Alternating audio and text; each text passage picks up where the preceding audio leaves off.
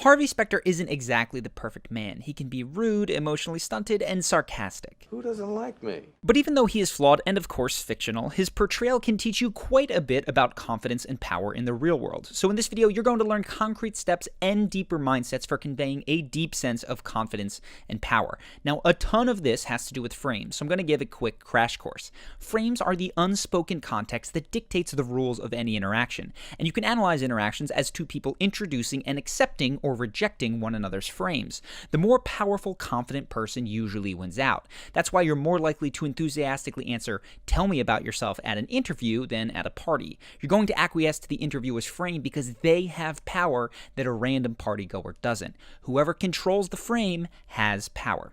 Anyways, the first thing to note is how Harvey's body language and tone are often in service of establishing the fact that he controls the frame and therefore is the more powerful person in an interaction.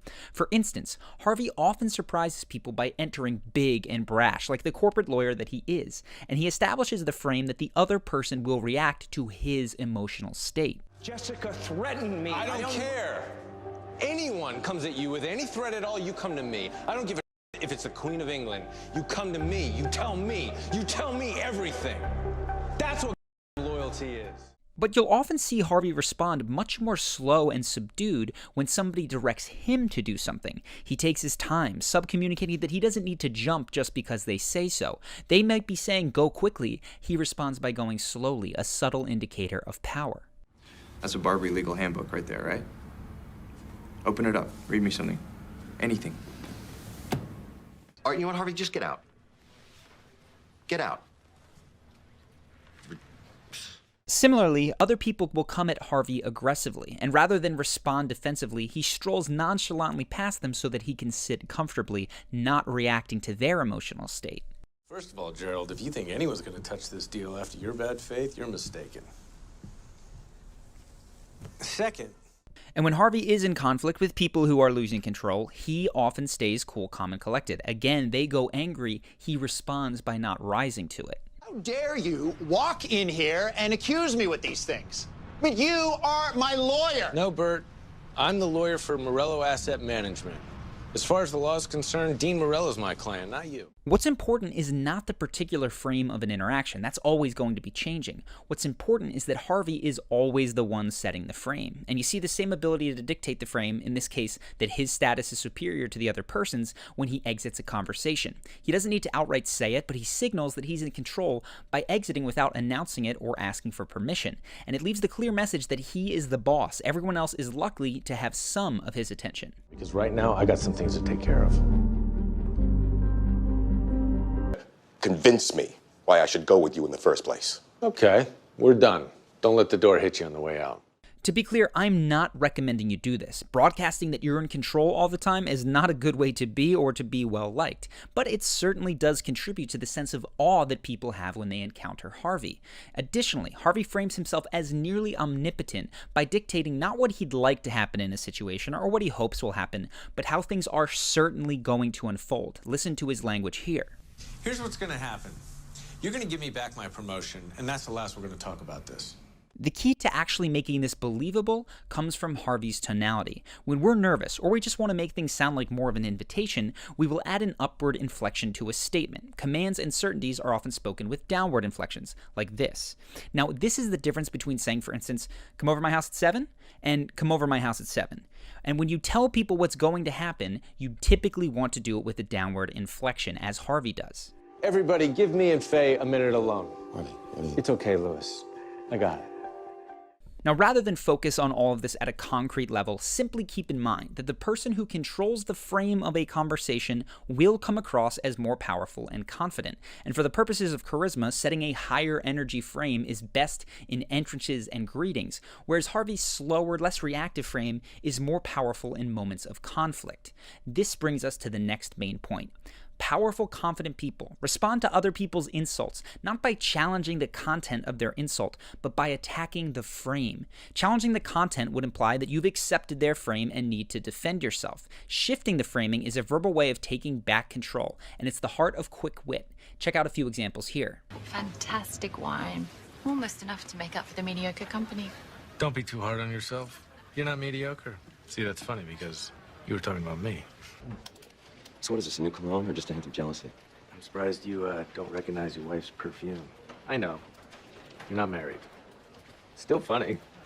Now, you don't need to be cutting or sarcastic like Harvey was in the last clip. The simple act of not being so concerned with literally defending yourself when someone makes a joke about you will take you a long way. In fact, the less that you focus on literally defending yourself, the better your banter will become.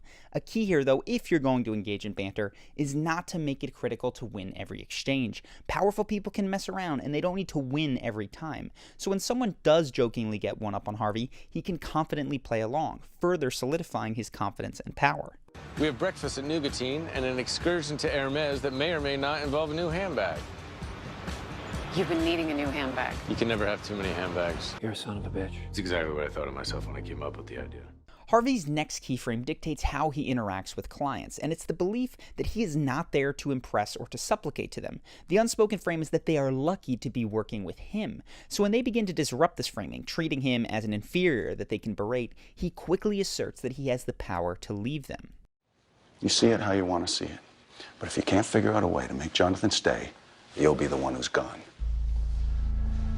Tony, I'm gonna fix this, but let's get one thing clear.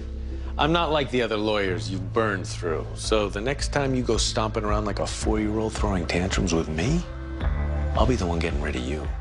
Again, rather than responding to the content of what they're saying by defending himself, he responds to the framing, that he ought to be working for their approval in the first place. Now, you don't have to flat out tell clients that you don't need them, but if you're in any kind of sales role or client-facing role, you will perform much better if you shift your mindset from, I'm selling this person, or I work for this person, to, this person needs me to partner with them.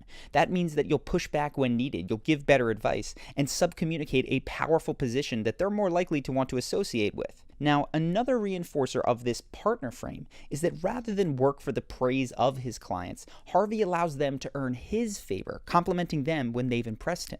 I don't take meetings, I set them. And my respect isn't demanded, it's earned. That's only two things. What's C? C is for people who show me they know A and B. Well, since we're quoting Jerry Maguire, all I want is for you to show me the money. You just took step number 1 towards earning my respect. It feels good for the client because they're receiving a compliment, but it also reinforces the idea that Harvey is screening them. When people feel they've been accepted to something exclusive, it makes them value it much more than if they were simply sold into that thing. That's why people celebrate college admissions letters, even though they essentially just received the biggest bill of their lives. Now, you can use this principle without being conniving in your own life. All it requires is that you pay attention to the moment that you think, you know what, I like this person. It could be something as simple as saying during a greeting, I love your enthusiasm. It's always a bummer when people are flat during interactions. That little statement positions you both as friendly and discerning in terms of who you choose to spend time with. Now, this takes us to the fourth way that Harvey conveys power, again to do with frames, and it's that he is an expert at framing one's options in any particular scenario. When it comes to his opponents, he frames their options in a very limited way. He says, here's your choices, things that you don't want to do and the thing that I want you to do. It makes people feel like he has total control over the situation. We move forward with the suit, lose-lose. We can give you your money back plus the $500,000, or you and I can play poker for it. But the truth is, Harvey doesn't have total control. He's just controlling the menu, which is to say that he controls the options that are readily available in anyone's mind. And the person who controls the menu controls the outcome. Harvey is savvy enough to never let people do this to him, though. He recognizes that there is always another option that suits him better than what the menu might say. And what are your choices if someone puts a gun to your head? What are you talking about? You do what they say or they shoot you. Wrong.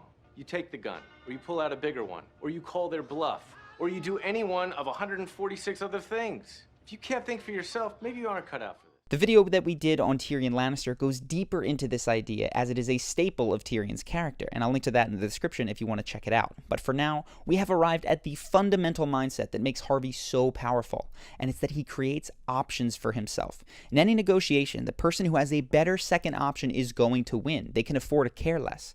And Harvey knows that he can always get another client or another job, or find another way if someone closes one path to him. He has power because he doesn't need anyone specific to do anything specific for him. He can get what he wants and needs from a variety of sources.